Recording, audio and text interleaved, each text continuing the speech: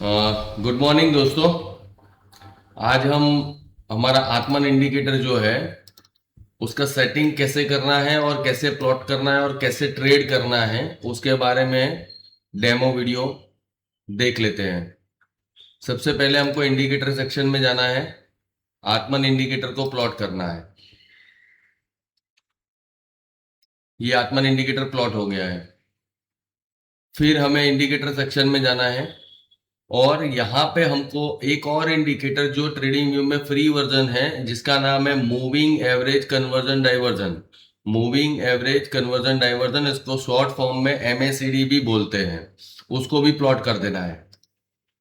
हमने ये दो इंडिकेटर प्लॉट कर दिए, हमारा काम ऑलमोस्ट खत्म हो गया है। जो लोग भी नए हैं इस इंडिकेटर को अभी नया यूज कर रहे हैं तो आत्मन इंडिकेटर की सेटिंग में जाना है।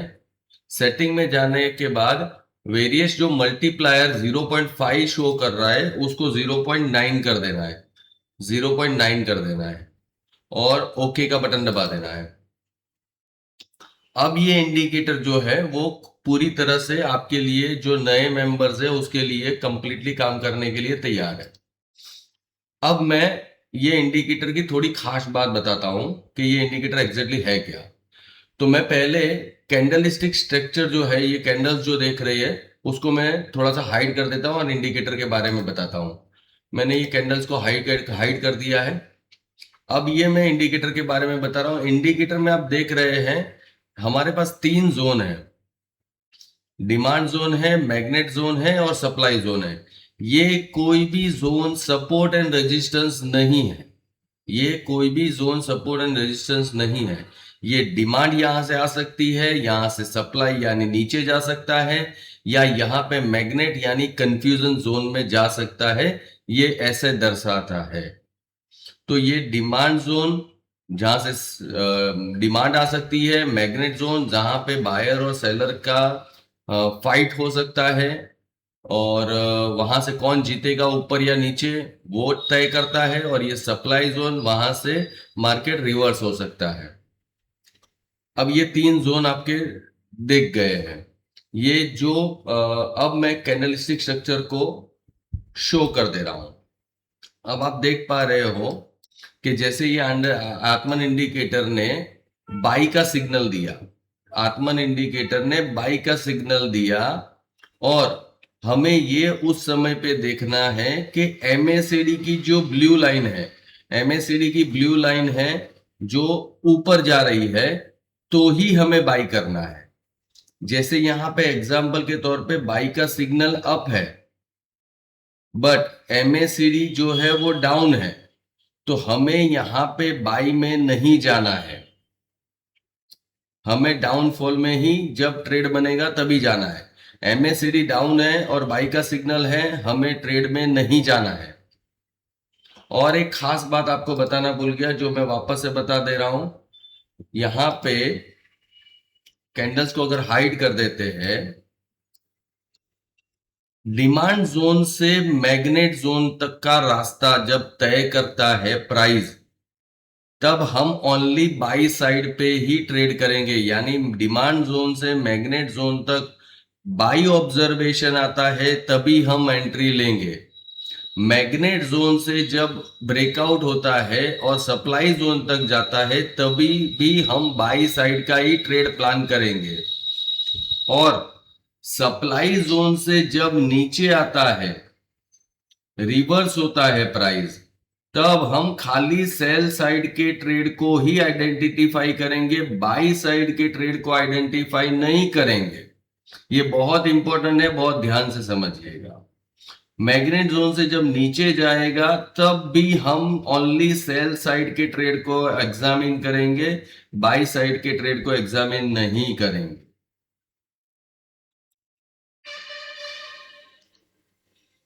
अब यहां पे ज्यादा तो कुछ इतना है नहीं। जैसे ये डिमांड जोन के पास सेल सिग्नल आया, यहां से मार्केट गिरा है। यहाँ पे बाई सिग्नल पे, जैसे मैंने बताया मैग्नेट जोन से डिमांड जोन तक जब प्राइस जा रही है तब बाई साइड आएगा, तो हमें बाई साइड में नहीं जाना है, ओनली सेल साइड में ही जाना है। यहाँ पे भी बाई साइड आया, बाई साइड नहीं जाना है, सेल साइड में जाना है। सेल साइड जैसे ही अपने डिमांड जोन को टच करती है उसके बाद बाई ऑब्जर्वेशन की बारी आती है। जब बाई साइड आएगा तब बाई साइड में जाना है, सेल साइड में नहीं जाना है। ये था निफ्टी का चार्ट। और एमएसीडी और हमारा इंडिकेटर का जो कॉम्बिनेशन है उसको हमेशा याद रखिएगा, उसी हिसाब से इंडिकेटर को वर्क करना है। जैसे अभी यहाँ पे देखा जाए तो मैग्नेट जोन पे पिछले हफ्ते की बात है, मैग्नेट जोन पे जब प्राइस था ना तब कोई भी आदमी पैसा कमा नहीं पा रहा था, बिकॉज यहाँ पे बायर बोल रहा था मैं ऊपर लेके जाऊंगा और यहाँ पे सेलर बोल रहा है मैं नीचे लेके जाऊंगा। पर मैग्नेट जोन पे टकरावट होती है बायर और सेलर की, जो दोनों एक दूसरे को फाइट करते हैं। तो यहाँ पे थोड़ा सा ट्रेड ना करे तो बेहतर है, मैग्नेट जोन से नीचे आने दे उसके बाद ट्रेड करे तो सबसे बेहतर है। अब बहुत ही इंपॉर्टेंट पॉइंट, ये इंडिकेटर का यूज तो आपने करना सीख लिया, बट स्ट्राइक प्राइस निफ्टी में ऑप्शन में ट्रेड करने पर स्ट्राइक प्राइस कैसे सिलेक्ट किया जाए और कौन सा स्ट्राइक प्राइस सिलेक्ट किया जाए उसके बारे में थोड़ी सी जानकारी ले लेते हैं। बिकॉज कई सारे जो ट्रेडर है, जो आप जैसे भाई बंधु है, वो प्रॉपर स्ट्राइक प्राइस सिलेक्शन नहीं करते हैं, दैट्स वाई भी उनका लॉस होता है। तो इस इंडिकेटर का यूज करते समय कौन सी स्ट्राइक प्राइस लेना है उसका भी मैं एग्जांपल दे देता हूं। जैसे यहां पे हमारे पास निफ्टी की स्ट्राइक प्राइस का चार्ट लगा हुआ है। अब 23,995 पे निफ्टी खड़ा है। समझ लीजिए कि अगर इंडिकेटर ने बाई साइड का ऑब्जर्वेशन दिया हुआ है, बाई साइड का ऑब्जर्वेशन दिया है, तो बट ऑब्वियसली हम कॉल साइड के ऑप्शन को ट्रेड करेंगे। तो कॉल साइड के ऑप्शन को ट्रेड करने में जो करंट स्ट्राइक प्राइस है, जैसे 23,995 यानी करंट स्ट्राइक प्राइस हो गई 24,000 की, तो 24,000 की स्ट्राइक प्राइस से पांचवी या छठी स्ट्राइक प्राइस ऊपर, 1, 2, 3, 4, 5, पांचवी या छठी स्ट्राइक प्राइस यानी 23,750 या 23,700, इन दोनों में से ही कोई एक स्ट्राइक प्राइस को कॉल ऑप्शन में आपको परचेज करना है। और अगर इसी समय पे सेल ऑब्जर्वेशन आता है तो 24,000 के नीचे की पांचवी या छठी स्ट्राइक प्राइस यानी कि 24,000, 1, 2, 3, 4, 5, 24,250 या 24,300, इसी स्ट्राइक प्राइस के पुट ऑप्शन को परचेज करना है। बिकॉज इसका डेल्टा हमेशा आपको 0.7 या 0.8 के आसपास मिलेगा। इसका मतलब ये हुआ कि जब जब भी निफ्टी 100 पॉइंट की रैली दिखाएगा तो आपकी स्ट्राइक प्राइस 75 पॉइंट से 80 पॉइंट भागेगी। यानी आपके प्रीमियम जो है, अगर निफ्टी 100 पॉइंट का रन करता है तो आपके प्रीमियम 75 टू 80 पॉइंट का रन करेंगे। कई लोग जो होते हैं वो ये गलती करते हैं कि अगर बाई ऑब्जर्वेशन आता है तो वो अपना सस्ता वाला प्रीमियम ढूंढते हैं, जैसे ये वाला प्रीमियम या ये वाला premium, out of the money वाला प्रीमियम ढूंढते हैं। इसमें आपको बेनिफिट नहीं होगा क्योंकि उसका डेल्टा उतना है ही नहीं जिसकी वजह से आपको प्रॉफिट होगा।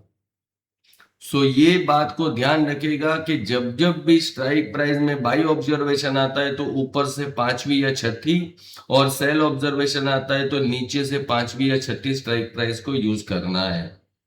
ये था इंडिकेटर का एक्सप्लेनेशन।